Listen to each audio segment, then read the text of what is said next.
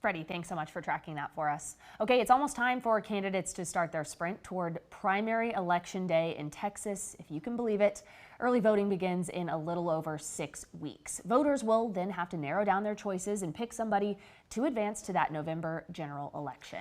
And what could help people decide on who they would like to vote for is a primary debate for the Democrats, at least running in this race. KXAN and our parent company Nexstar will exclusively carry a live-streamed 1-hour debate between Congresswoman Jasmine Crockett and State Representative James Tallarico. That is coming up on January 24th at 2 p.m.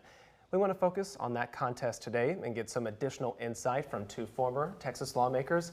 Dennis Bonnen is a former House Speaker who represented Southeast Texas, while Mark Strama previously served as a Democratic state representative here in the Austin area. Mark and Dennis, Happy New Year. Welcome back to you both. Thank you.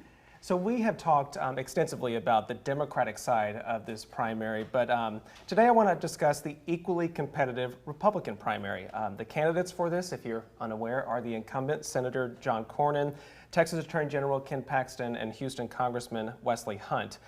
Dennis, I want to start with you because you're our resident Republican on the panel at the moment. So at this time, can you tell us who you think has the upper hand in the primary and why?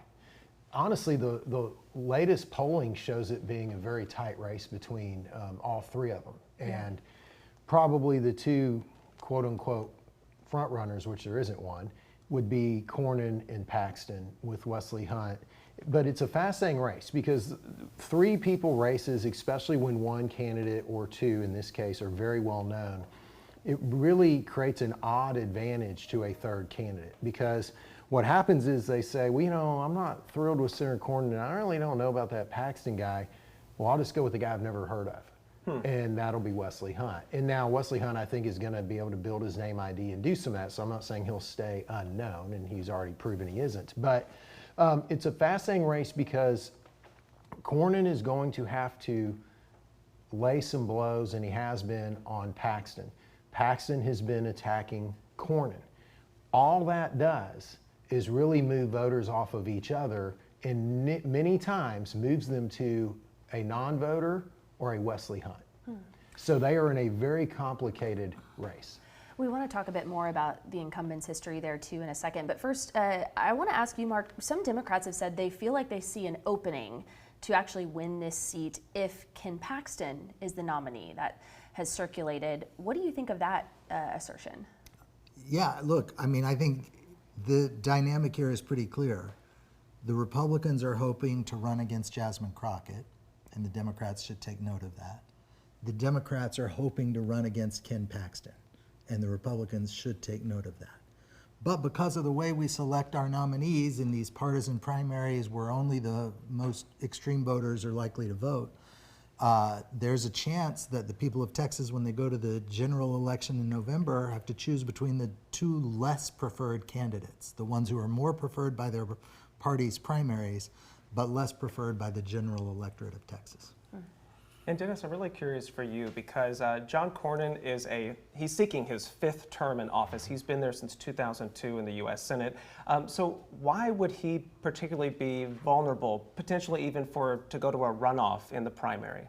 Why would that be? Cornyn's vulnerable, candidly, because he's a statesman. And statesmen are not the flavor of the month right now. And so, you know, kind of to Mark's point, John Cornyn is a no-nonsense, go do his work. He doesn't say a lot. You don't see him on Fox News hardly ever. He's not chasing TV cameras. I mean, he wasn't built for the age of social media. Yeah, I mean, he was elected to Senate in 2002. He was elected Attorney General. He was elected to the Supreme Court. A long career. So he's had a long career, but he's been the respectful, quiet jurist, statesman leader who is not chasing one-liners. He's not chasing headlines. He's not chasing TV cameras. I doubt he has, I mean, I think he has a campaign team that does, but he probably doesn't have much of a social media presence, is my assumption, or hasn't over the years.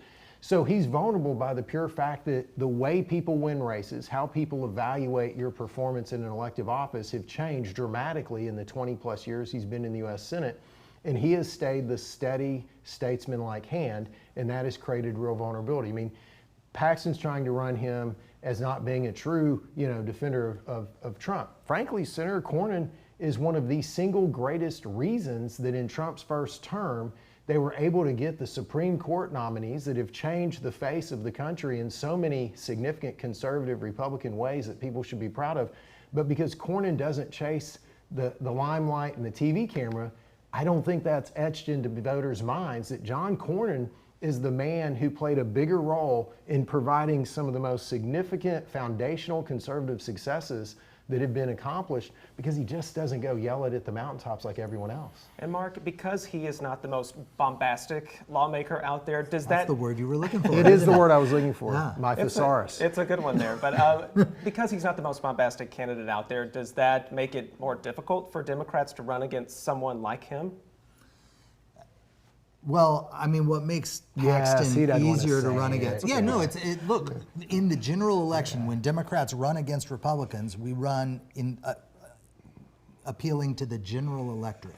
What does the general electorate want? It wants people with a demeanor more like Cornyn, it also wants people who are willing to reach across the aisle and compromise. That's the opposite of what the primary voters want. And so politicians have this sort of schizophrenic incentive to be a fierce partisan who does nothing but attack the other side and their voters when they run for the nomination, and then try to find a way back to the center in the general election, if they even try. And so look, I mean, one of the dangerous things about this, you asked at the beginning, who do the Democrats want to run against? Well, they'd rather run against Paxton if they know they're going to win. But they don't want Paxton to be their United States senator. So, there have been other states where Democrats have actually helped the more extreme Republican win the nomination so they could beat them in the general. That is a dangerous game to play, especially in Texas, where the Republicans have the advantage based on their 30 years of So you haven't won a race in a long race. time, exactly.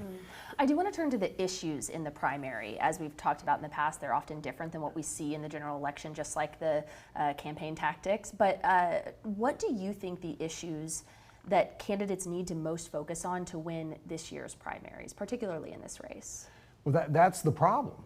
I mean, candidly, it becomes personality in, hair-thin margins of differential. Now, in fairness to Attorney General Paxton, he would argue that the difference between he and Cornyn are night and day. But I would contend that those differences are night and day, but they're more on personality, persona, approach, and what have you. The voting record of a Ken Paxton, a Wesley Hunt, and a John Cornyn in the U.S. Senate would not be recognizably different. I mean, they would show up and basically have the same voting record, would be my assumption. And so now I'm sure Hunt and Paxton and Cornyn, all three, would say, that's not true. Well, it is. I mean, there's not a sizable difference there. I think the issues are Ken Paxton's going to tell you, I'm Trump all the way, John Cornyn isn't. Wesley Hunt's going to say, I'm Trump all the way, and those two are fighting, and you need someone who's just, the new face, the new voice, the new dynamic leader for Texas, who's as conservative as anyone else in this race, if not more so, and I'm not over here squabbling like these two guys are. And so I don't think there will be a significant discussion of true policy differences, which candidly, whether it's a Democrat or a Republican primary, that is, and it's part of what Mark, I think he's containing himself over here probably, but, is so frustrated by is that the reality is we get into these rock fights over, candidly, nothing. And we're trying to draw a difference when there is little to no difference. In the primaries, there's very little issue differentiation, Policy and that's difference, going to yeah. be true on the Democratic side too. Sure. In the general election, the There's issues huge are going to be difference, huge. yes. And look, the word of the day is affordability. The general election isn't going to be decided on Venezuela or Denmark or Canada or Ukraine or the Middle East. It's going to be decided on this issue of affordability. And what that mostly consists of is housing costs, healthcare costs, and childcare costs, all of which are areas where the government has a lot to do with it. And I think the advantage for that, and the evidence since the 2024 election, in every election since then, is that the advantage has shifted to the Democrats after it being strongly with the I would Republicans say for about 5 in the minutes, 2024 I'm not sure it'll election. stay. It's been a year and a half. It's been a year. And I think right now the general election shapes up pretty well for the Democrats if the issue environment looks roughly like it does right now. Yeah, lots of unknowns, of course, as we move forward, but I know that we'll have both of you back to share your opinions and insights. So Dennis Bond and Mark Straumann, thanks again for joining us today. Thank you. All right, we'll send it to break and we'll be back after this.